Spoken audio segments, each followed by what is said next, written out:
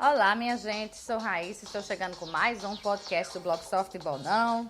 Nesse fim de tarde aí na sexta-feira, tá bem quente agora em Natal, 28 graus, sensação térmica de 29 graus, nada fácil, abafado a gente já sabe, pode esperar chuva, tem previsão de chuva para hoje à noite, tem previsão de chuva para amanhã de manhã, logo bem cedinho, 5 da manhã. Deve ter uma chuvinha no meio da manhã também, outra chuvinha no meio da tarde, vamos ver se vai se confirmar, mas com esse calor todo que tá, eu tô apostando que sim.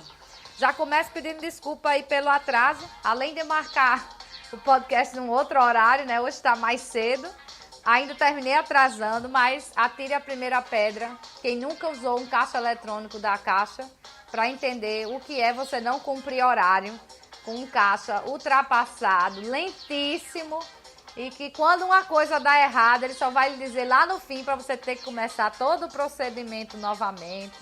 Não é fácil, né? A Caixa consegue ser ruim no aplicativo, ser ruim no computador e ser pior ainda nos terminais de autoatendimento. Eu acho que só presta mesmo você ir para a fila e ser atendido num caixa mesmo por lá. Pelo menos esse atendimento normalmente é bem realizado. Bom, tema de hoje, enfim, respeito, porque temos várias coisas aqui para falar sobre esse respeito. Vamos começar com o Papa Francisco, que vem aí quebrando os paradigmas da Igreja Católica, desagradando uma parte mais conservadora, mais reacionária da Igreja. E ele vem quebrando isso, dizendo que é para se olhar para os pobres, é para se aceitar as pessoas que têm pecado, né, os divorciados e coisa e tal. E por fim, há mais ou menos uns 10 dias, o Papa disse a Juan Carlos Cruz, que é uma vítima, um adulto já, que foi vítima de abuso de um padre chileno chamado Fernando Karadima, que foi até condenado pelo Vaticano em 2011. Essa pessoa, Juan Carlos Cruz, que sofreu esses abusos desse padre, hoje se reconhece como uma pessoa homossexual, um gay. E ele foi conversar, foi levado para eu acho que foi uma espécie de conferência, um seminário que aconteceu lá no Vaticano. Foi debatida essa questão chilena, então foram lá as vítimas e tudo, alguns, inclusive ao fim desse período, desses encontros lá com o Papa em Roma, no Vaticano, acho que 31 bispos, ou foram 34 bispos chilenos, abdicaram de seus cargos, né, renunciaram aos seus cargos. Como vergonha, como uma forma de mostrar vergonha, né? E pedir o perdão do Papa e da Igreja e da sociedade pelos abusos sexuais que cometeram contra várias crianças, várias pessoas. Bom, e aí ele disse que estava lá conversando com o Papa Francisco, que é de longe o Papa mais povão, argentino, hein? Mas é o Papa mais povão da Igreja Católica. Talvez por isso tenha escolhido o nome Francisco, né? Aquele que abdicou da riqueza para cuidar dos pobres. E ele disse, ele conversando com o Papa, ele falou ao Papa que era gay. Aí o Papa disse a ele as seguintes palavras, no relato dele, né? Eu tirei lá da CNN esse relato. Ele sabe, Juan Carlos, isso não importa. Deus te fez assim, Deus te ama assim, o Papa te ama assim e você deveria se amar assim, e não se preocupar com o que os outros dizem. Gente, isso é uma revolução. Isso não foi o padre da igreja lá de não sei de onde, que vive numa comunidade de outra realidade. Não, isso foi o maior chefe da Igreja Católica, de certa forma contrariando a doutrina da igreja, uma doutrina ultrapassada em muitos casos. Lógico que aí entra uma discussão que às vezes traspassa a questão da religião, como esse fato de não se poder evitar a gravidez, a igreja é contra o aborto, é contra qualquer método anticoncepcional, quer dizer, antes mesmo da concepção, você evitar a gravidez, a igreja é contra. Isso inclui o uso de camisinha. A gente tem aí na África, por exemplo, uma população 1/4 de pessoas infectadas, uma população que já sofre muito, em sua maioria, até para se alimentar ainda ter que lidar com a doença desse nível, porque não se pode, e aí a igreja não é a favor, utilizar um método de proteção dessas doenças sexualmente transmissíveis. Então isso é um marco.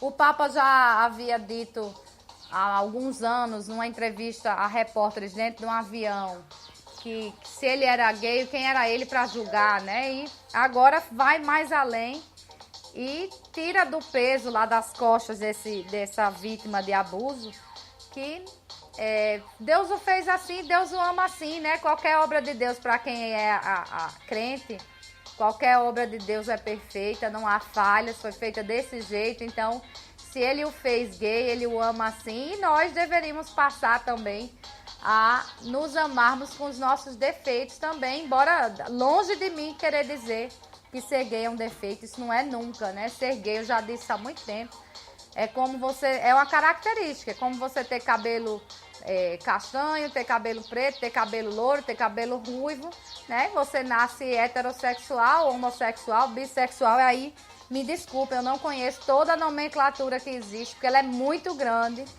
Estou muito longe de entender toda essa nomenclatura que existe, mas sei que existe para todos, né? Todas as vertentes. E nós temos que nos aceitar desse jeito. Então, partiu do chefe da Igreja Católica, merece reflexão para quem é católico. Os mais radicais já devem estar pensando até em abandonar a igreja ou talvez queimar o Papa numa fogueira. É porque a gente anda voltando 20 anos em 2, 200 anos em 2, né? Então, podemos chegar aí na época das carroças e das fogueiras também. Aproveitando esse assunto, então, vou em outro, né? Saiu um estudo da Universidade de Texas at Austin, que foi feito com 129 transgêneros. Transgêneros são aquelas pessoas que a identificação da orientação, não é da orientação sexual, deixa eu escolher as palavras para não falar errado.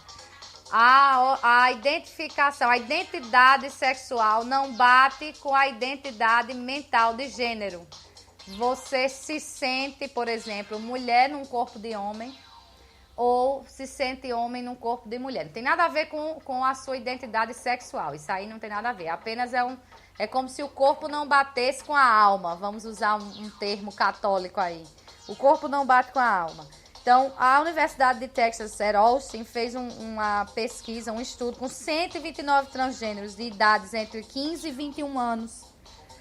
E descobriu que aqueles que têm a oportunidade, né, que são permitidos a esses transgêneros utilizar o nome que eles escolhem, por exemplo, foram batizados Pedro, mas escolheram Rebeca e podem usar o nome Rebeca. Então, esses que podem usar o nome que eles escolhem, né, eu acho que é a coisa mais individual que alguém pode ter, o seu próprio nome, essa é que é a verdade, é pelo seu nome que você se reconhece. Então, aqueles que podem usar o nome que eles escolhem, os dados lá da pesquisa apontam que 71%, o índice de sintomas de depressão grave cai 71% entre esses que podem usar o nome escolhido em relação àqueles que são proibidos de usar o nome escolhido e são então obrigados a usar o nome de batismo. Então, olha a diferença, né? Uma redução de 71% nos sintomas de depressão grave, mas não fica só nisso não. Há também uma redução de 34% nos pensamentos suicidas, que são aqueles pensamentos que você tem de tirar a sua própria vida. E 65% de redução nas próprias tentativas de suicídio. Então, é um fator absurdamente favorável à saúde mental de quem é transgênero, você permitir que a pessoa utilize o nome que ela quer utilizar, né? Ela não se sente Pedro, se sente Rebeca ou vice-versa. E assim nós temos que respeitar, por isso o tema de hoje é enfim, respeito. Veio o respeito aí do Papa para dizer Deus te fez assim, Deus te ama assim. E o Papa também te ama assim, você deve se amar assim. Então, nós também temos que respeitar a opção dos transgêneros de um nome que bata com a identidade que eles têm em suas mentes. Aí o estudo prossegue aqui falando, um outro estudo agora, da American Foundation for Suicide Prevention. Essa seria a Fundação Americana para a Prevenção do Suicídio. Ela, juntamente com um instituto chamado The Williams Institute, também realizaram pesquisa e um outro estudo e descobriram que 41% dos transgêneros tentam suicídio em algum momento da sua vida. Isso comparado com 4,6% do público em geral. Quer dizer que a população em geral, nós temos nessa população, que inclui todo mundo que não é transgênero, né? Vamos tirar os transgêneros. 4,6% da população em geral chega a tentar o suicídio em algum momento da vida. Já quando você reduz a população de pesquisa só para transgêneros, esse número aumenta em 41%. Então, daquele universo, tenta o suicídio. Isso são números para a gente trazer para a discussão. Se não é suficiente que se respeite, que se tenha tolerância com as diferenças, que a gente aceite que nós somos todos diferentes, né? E todos nós merecemos respeito. Um número desse que mostra a perturbação por que passam essas pessoas em virtude de toda essa não aceitação que começa de si próprio, de não aceitar o seu próprio corpo, porque não bate com o que você tem dentro de si. E essa briga seguir para fora da sociedade, então nós temos um número assustador de tentativa de suicídio aí nos números dessa pesquisa, então, da American Foundation for Suicide Prevention e o Williams Institute.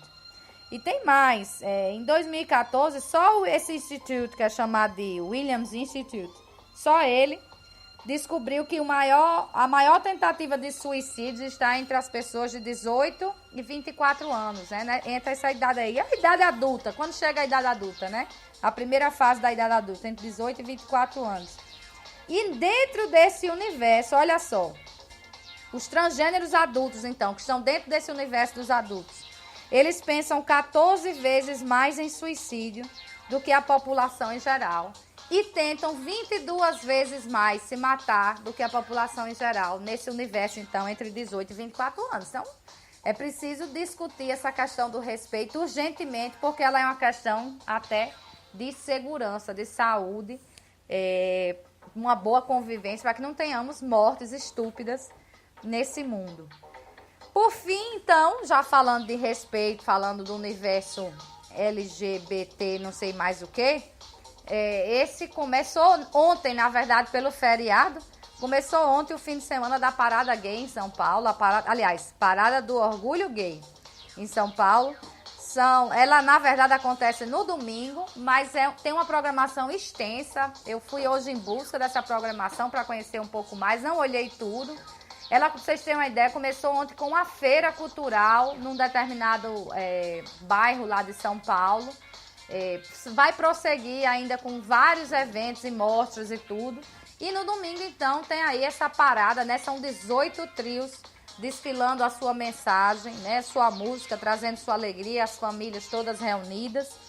E o tema desse ano, que é um tema de eleições, já que é um ano de eleição, e tem alguns candidatos aí pavorosos nesse aspecto, ou pelo menos pré-candidatos, né? Pavorosos nesse aspecto aí pra frente. O tema é eleição, então, e o slogan é... Olha como eu digo que eu não entendo nada dessa sigla, mas temos que aprender. Poder para LGBTI+. Agora, a sigla mudou. Antigamente era só GLS, aí mudou para LGBT, depois LGBTS, depois LGBTI, LGBTIQ, e agora já está LGBTI e um mais, porque tem muitas outras definições nesse meio, muita coisa ainda para a gente entender, mas independente de entender, temos que respeitar qualquer ser humano. Essa aqui é a realidade. Então, a parada vai ter lá Pablo Vittar, Preta Gil, Anitta, isso só para ficar nos mais famosos, mas tem muita gente levando então essa mensagem de tolerância, de respeito. Certamente teremos cobertura aí ao vivo na internet. Também devemos ter cobertura dos canais, não sei se ao vivo, porque é muito show acontecendo, mas o que fica então, o que movimenta, até por uma questão financeira, o que movimenta aí São Paulo nessa época é o turismo da Parada do Orgulho Gay. Muita gente então viajando para São Paulo para acompanhar. Esperamos que a mensagem de tolerância que parte aí do Papa, que parte das pesquisas falando de como é importante para a saúde mental a gente permitir a aceitação própria aí da sociedade das pessoas que são, por exemplo, transgênero, e então esperar que essa mensagem toque o coração das pessoas, né? Se não está sendo suficiente a mensagem de Cristo aí, amai-vos uns aos outros como a si próprio, né? Se essa mensagem não está sendo suficiente, é rezar que uma mensagem com música, com alegria, com fantasia, com irreverência, consiga atingir, então, consiga fazer chegar essa mensagem de tolerância, de respeito, principalmente respeito, para todo mundo. Bom, era isso, né? Continua aí na batida por mudanças, tanto no podcast como no blog, né? Vamos ver o que é que vai rolar nesses próximos dias. Já estou numa discussão grande do que vai ser essas mudanças, mas sei que vai ter pequenas coisas pelo menos. E já deixo então um convite para sexta que vem, 19h. Esperamos no horário, né? Sobre vários assuntos, como é esse nosso tema aqui. Espero que vocês tenham gostado de hoje. E domingo, 10 da manhã, sobre futebol, já falando do amistoso da seleção brasileira também. Agora vai começar a Copa, né? Vem aí também o bolão daqui do softball, não. Quem quiser participar, eu vou começar a publicar lá as instruções no blog pra gente participar. Ok, minha gente? É isso, então. Bom fim de semana para todo mundo. Renova, então, os convites. Bom fim de semana. Boa semana que vem por aí. Junho chegou, né? Hoje é 1º de junho. Vamos aproveitar, porque a primeira metade do ano já está indo embora. E até lá!